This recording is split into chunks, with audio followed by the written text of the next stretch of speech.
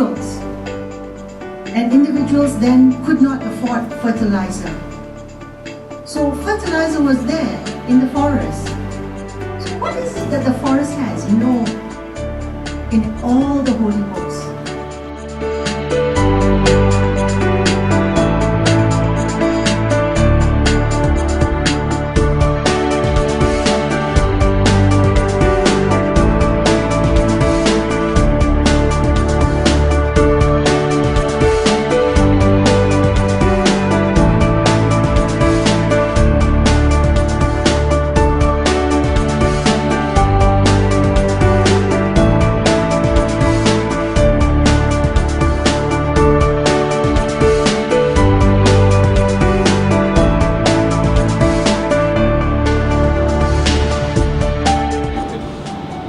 Source groundwater, provide buffer zone in agriculture and forestry industries to minimize erosion and sedimentation. It was challenging me this year that my salary must come from my plant, and I took that challenge, and I'm glad that it's going to be paid by the plant. So, and that is a very hard thing for me to do, but it was the biggest challenge that I managed to make two big companies to honor the salary, replacing the government salary.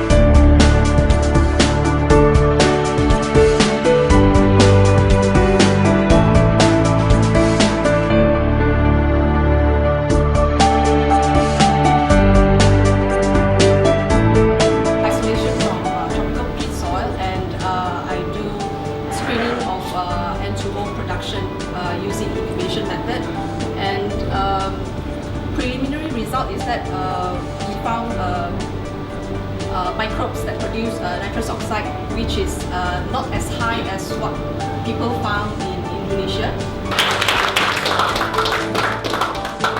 So what this will lead to? This will lead to negative impacts on food security and socio-economy. Able to grow because this bacteria will help in promoting the production of the crop.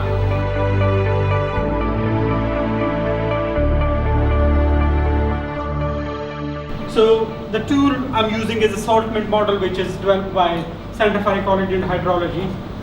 Use it in the study, and the model has different options: minimize the water usage, and how can we effectively use these kind of systems. Across communities of practice in rural areas. So based in the Highlands and Islands of Scotland, and there's awareness that those local communities are best placed to know how to harness their expertise, their resources, in order to become as sustainable as possible. It is more to the business and the political linkages.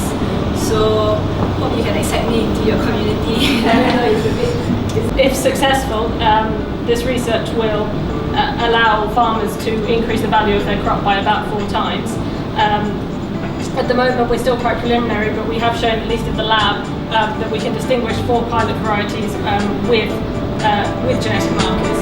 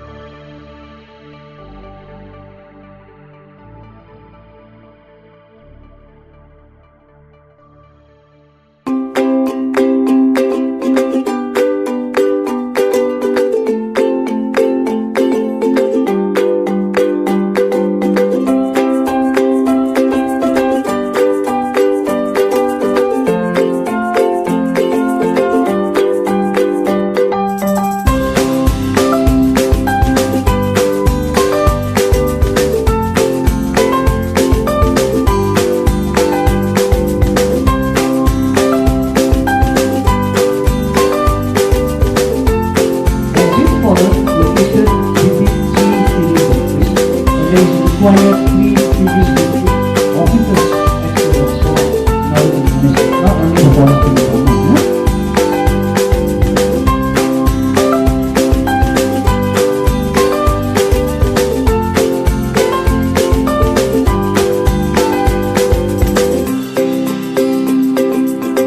Level, yes, level 3, 500 to 140. 500 to 140. They will not be able to carry out.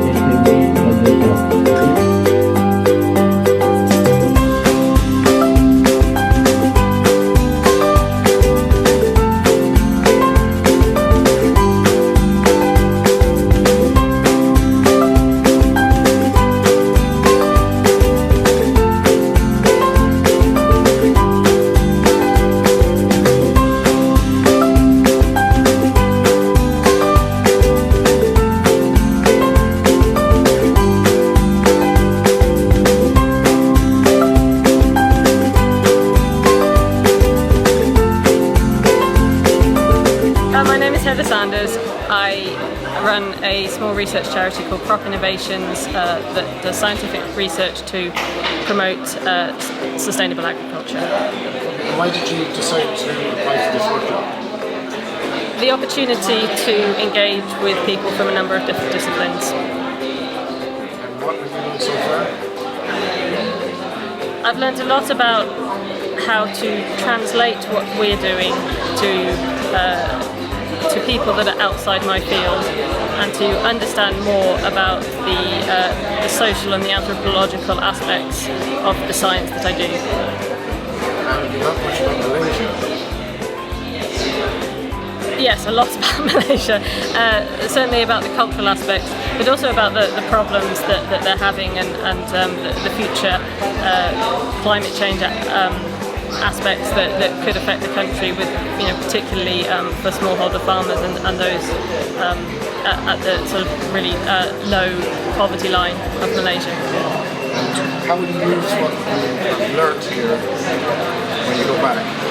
Well, I think I'd really like to continue communication with some of the people that I've met, some of the Malaysian researchers, and see if we can actually build a project where we can bring some of the technology that we work on for the benefit of some of the problems that the researchers here are identifying. Okay, my name is Umayal. I'm from University Malaya. I'm working there as a postdoctoral fellow research. My expertise is on plant biotechnologies, and I'm glad that I'm here. This is the first time, even though I'm a Malaysian. I'm a city girl, by the way, and this is the first time I'm here at Raja Musa Forest, and I'm pretty happy that I'm here with the Agri Innovation Workshop. And the reason that I decided to participate in this workshop is because it's an early career workshop, and I never been to any early career workshop before, and I'm just 3 years after graduating my PhD. So I feel it's really a kickstart for me as an early career researcher in a scientific field. And what I learned from this workshop is basically the main important thing is how to apply the grant. Because being a junior researcher and junior scientist, it's difficult for me to apply or enroll in any grant application. But through this research, this workshop, I learned the basic framework where I can bring it throughout my lifetime. So that's really a kickstart for me to start my career seriously. My name is Maiso Mustafa. I'm currently the DTP manager at Crops for the Future at University of Nottingham. So before this, I just recently completed my PhD in post-harvest biology at the University of Nottingham, where I was working on the cold supply chain cold chain management of underutilized fruits within Malaysia. Why did you apply for this workshop? It came at a very interesting time for me in particular. As an early stage researcher, I've just recently completed my PhD, and I'm been looking at kind of opportunities for expanding from beyond here, looking at multidisciplinary groups, and also chance of working on proposals, and also a good chance at networking. So, what have you learned so far from it? A very interesting element of this workshop has been the focus on GIS tools, and basically it's also encouraged an interest that I have in ecotourism. So we've been working in multidisciplinary groups, and through our group we are working on an ecotourism project for Kuala Selangor. So that has kind of introduced me to a lot of different elements that I haven't heard before. And of course the key element that got me to this workshop on proposal and how to get grants, that has been going well so far too. What will you do with this knowledge when you finish? I would definitely like to see whether this proposal that we're working on, or something along that element, I would like to see that kind of project be carried out, and I would like to see myself involved in something like that. And I, as a DTP manager, was very intrigued by the elements that they introduced to us about how to secure funding, and I feel that that's something I can translate into the program, because we have a big group of PhD students as well who would gain from this. Thank you.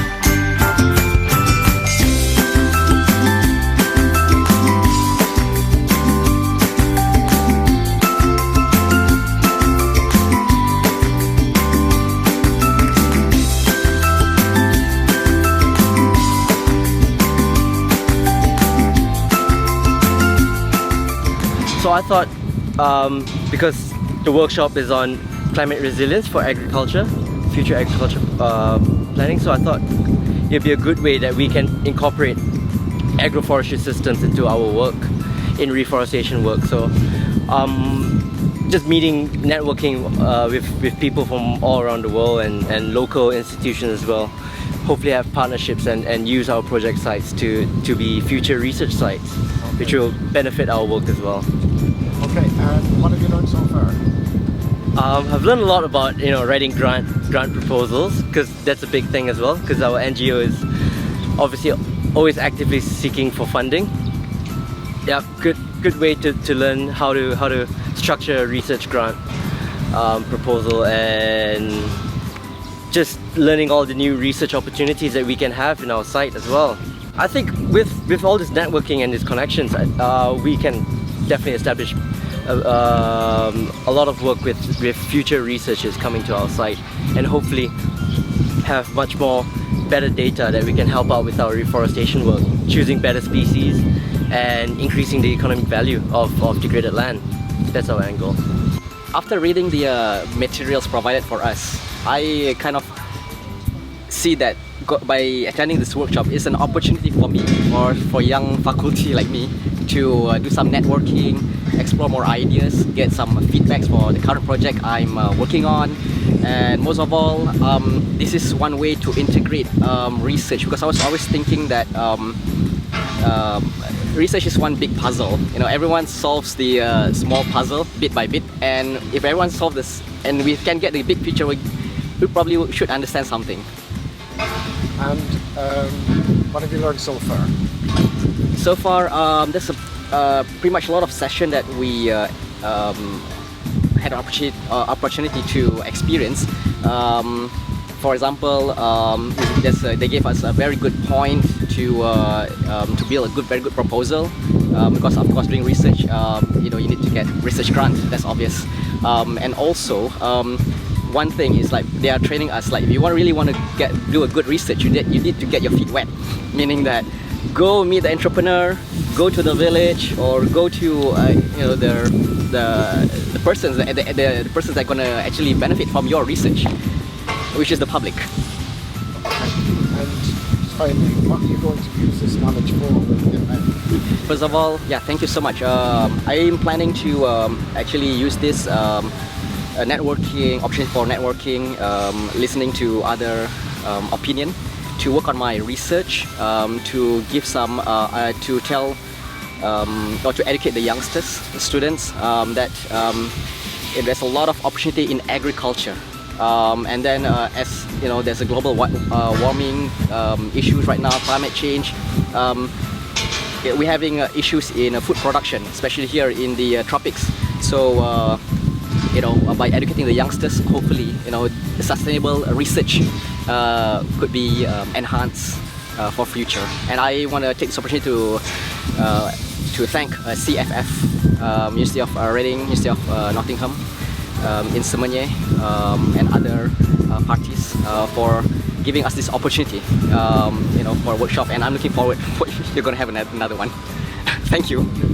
This workshop, I expect to be able to make lots of new contacts, and hopefully that can build on something better and bigger in the future. But also importantly, I think I've learned a lot from people who are more experienced than me, especially in getting grants and all the do's and don'ts and some tricks of the trade. So that's what I hope to get out of it. And what have you learned so far? I have learned so far that the grant application process is very, very challenging, very, very heartbreaking at times, and but at the end of the day, we shouldn't give up, and we should learn from each other, and someday we will succeed. Okay. And after this, are you going to take this on? Are you going to use any of the plans? Yeah.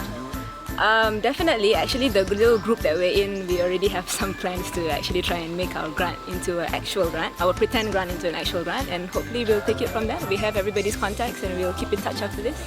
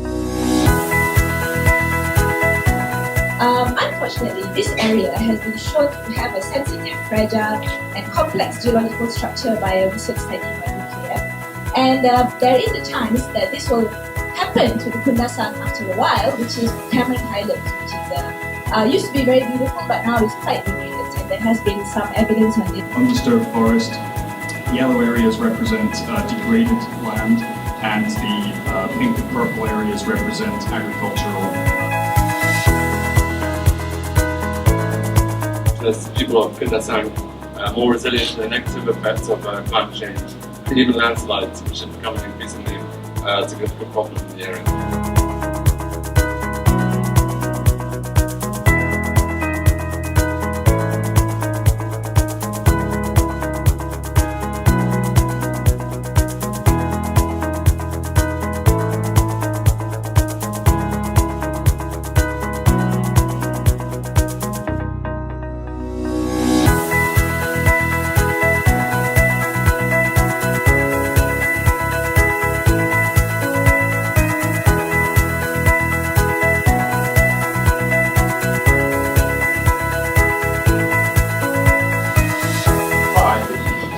Very combustible, and that's when the fire happens, and when the land catches fire, what remains is a wasteland that few species actually can grow. How we can combat climate change as well as halt and reverse land degradation within that area as well. And as we mentioned earlier, Global Environment Center GEC, it's been working there for quite some time.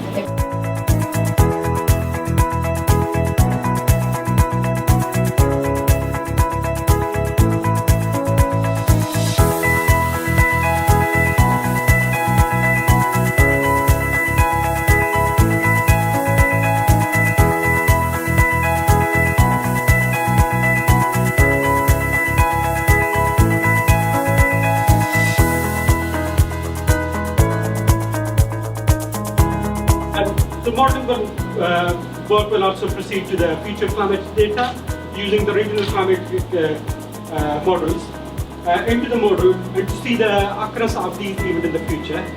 Crops.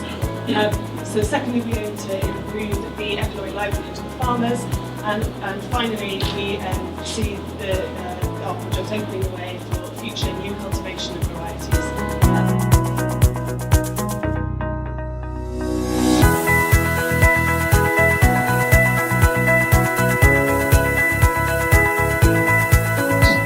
Identify the kind of varieties which are resistant to animal disease, and also varieties which are optimal in terms of the characterize biomass and waste being produced by this process. So we would perform analysis such as fiber content analysis, organic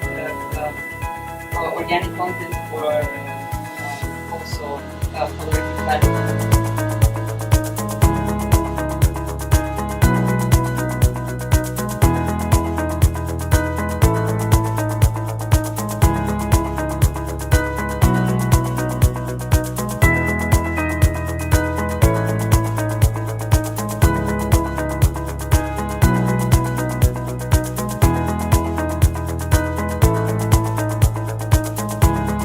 Learning story. So I think we faced some of the challenges that are common in interdisciplinary settings. I think at least initially, some group members had, perhaps I can say this in a nice way, an incomplete appreciation of the value of the work that other people, research that other people are doing.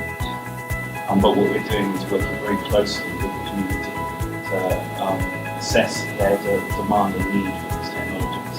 So in terms of intervention, we have some best bets that we think will be useful for the community.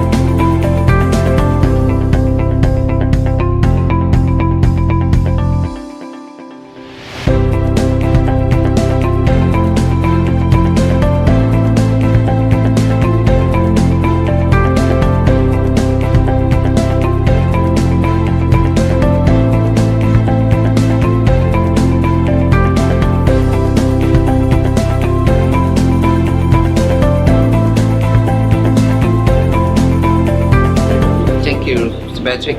My name is Dr. Desa. I'm from International Tropical Food Network. First of all, I'd like to thank you to CFF and UNIVERSITY already to give me opportunity to join this workshop. I feel very happy to join this program since last week, last Monday. I learned a lot from the experts from around the world to join this workshop, and since I'm from Tropical Food Network, this is an opportunity to me to link the network among the researchers from over the world with various fields that will benefit my organization, and also can give more network to promote tropical food particularly. I think the key thing of this workshop to learn the process to find the funding for the research activity. We learned a lot from this program, how to make a proposal and to make a presentation to convince the funder to give some fund for the research program. Dr. Chai Hui. I'm currently working in University of Nottingham, Malaysia campus. I am a teaching fellow and also a research fellow. So my work very much related to research on plant-water relations, and working quite much in the agronomic physiological area of the plants. So one of the major reasons that make me come to the workshop is actually want to meet different kind of people. So, and give me some inspiration to continue to the research, either the area of interest or just keep me motivated so that I can continue and try to look for more options out there. So one of the key things I have faced is I find it difficult to write a proposal, and I have not had a very good experience in doing it. So I think this workshop indeed gives us a lot of tips and key ideas of how to develop a proposal. At the same time, learn how to collaborate with different people. So the major harvest for this workshop is that we managed to put in a so-called proposal within less than a week. So I think probably this is the biggest challenge. So next time whichever the proposal say we want to put in, I probably will be very confident and then try my very best to just work for it.